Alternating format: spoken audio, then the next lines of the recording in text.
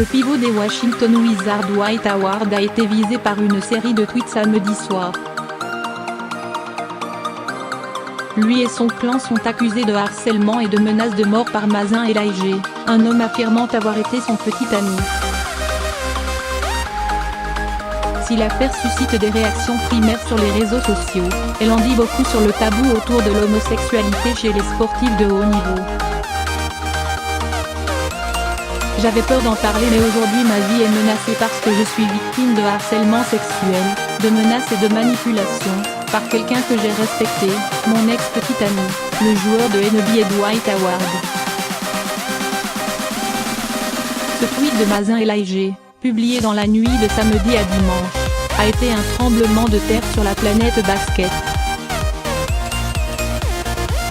Les faits rapportés par la victime Mazen Elijah, qui se définit comme un homme noir aux cheveux longs, raconte être harcelé par son entourage.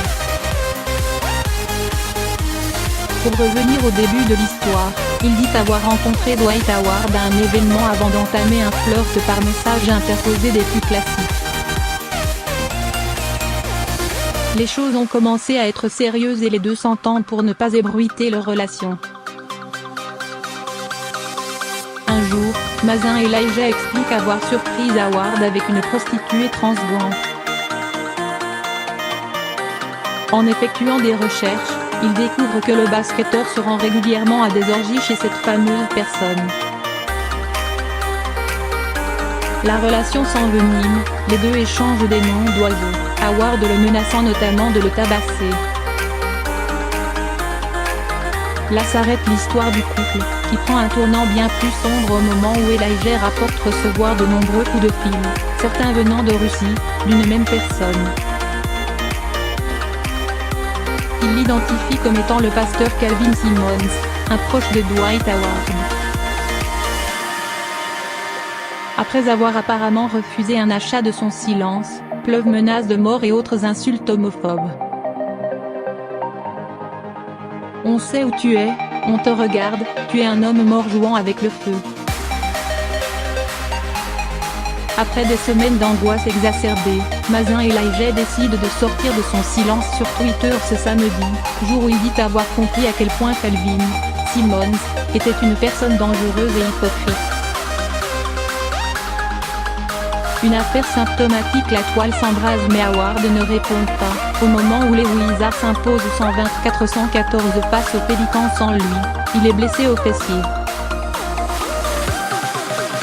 Beaucoup d'internautes sont choqués, non pas par les menaces de mort dirigées par un tiers à l'encontre de Mazen Elijah, mais par le fait d'apprendre qu'une star de la NBA, un des meilleurs défenseurs de la ligue depuis une décennie, puisse avoir une relation avec un homme. En témoigne cette sélection non exhaustive. L'idée de cet article n'est pas de prendre parti. D'ailleurs, il faut toujours prendre des pincettes avec une simple série de tweets.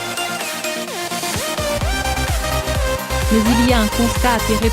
Ce que symbolise cette affaire, même dans le cas où elle s'avère montée de toutes pièces, c'est l'impact que peut avoir un tabou sur des sportifs de premier plan.